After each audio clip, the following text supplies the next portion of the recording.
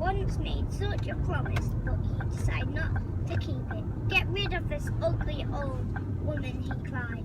The servant rushed to order. "Stay back," warned the old woman. A beam of light flashed from her stick and the servants became invisible.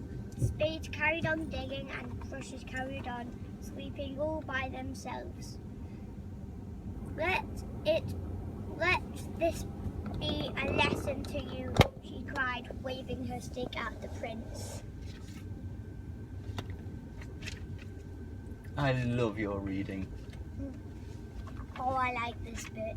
The prince began to change. He became bigger and bigger. His feet popped out of his shoes. They didn't look like feet at all. They were huge and hairy like the paws of a beast. The prince looked down at his hand. He could see fur sprouting and his fingernails had become long black claws. His teeth were now fangs. The prince ran to the mirror. To his horror, he saw he had become a beast. The old woman cackled before the roses in your garden. "Fade you must, someone who loves you, even for you are now an ugly beast." With a wave of her stick, she vanished. Too late, the prince released the woman. Was a witch too. Too late. He had behaved badly. He cried with pain and shame and sorrow. His cries echoed around the countryside. They sounded like the howls of a wild animal. Ooh. Do you want to read chapter 2 or do you want to leave it for after school? Got one more chapter. Okay. Meanwhile, was like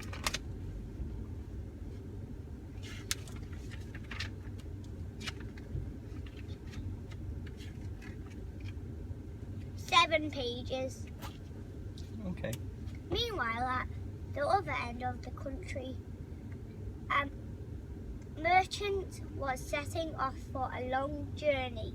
"What presents would you like me to bring you for?" he asked his daughters. To the 2 oldest girls wanted many expensive things. They gave him a long list. Bella, the youngest daughter, was a kind, good-hearted girl. She loved books and music, animals and nature. "I just want you to come home safely," she said, "but you could bring me a rose to plant in the garden." The merchant travelled far and worked hard until finally it was time to set off home. He packed all the presents he had brought, but decided to get a fresh rose for Bella when he was closer to home. On his journey home, a terrible storm blew up. Rain lashed, wind whooshed, thunder rumbled. It was then that the merchant saw light twinkling in the gloom of a place to shelter. But the merchant, he rushed to the door.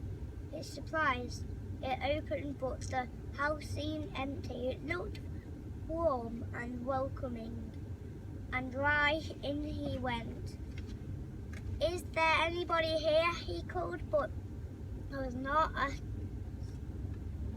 creature to be seen or a sound to be heard. Tired and wet, the merchant sat down by the fire. Invisible hands gave him warm drinks and good for food. Invisible hands tucked a cushion behind his head.